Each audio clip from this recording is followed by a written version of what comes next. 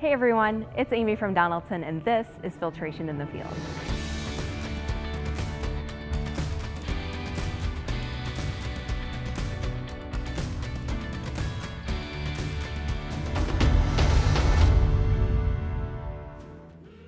With harvest now behind us, it's time to start thinking about prepping your equipment for storage. Putting in the work now will help ensure a smoother startup again next spring. Here are a few things that will help make startup a bit easier.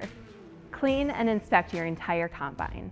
Use compressed air to remove as much dirt and debris as possible. Top off your fuel and add a stabilizer to help reduce condensation during storage. Replace your filters and change your fluids. Older filters and fluids could introduce contaminants into your equipment at startup. Disconnecting the battery and adding a tender can help extend battery life. And remember, Donaldson delivers OEM grade filters to help keep your equipment running smoothly. Because if it needs filtration, it needs Donaldson.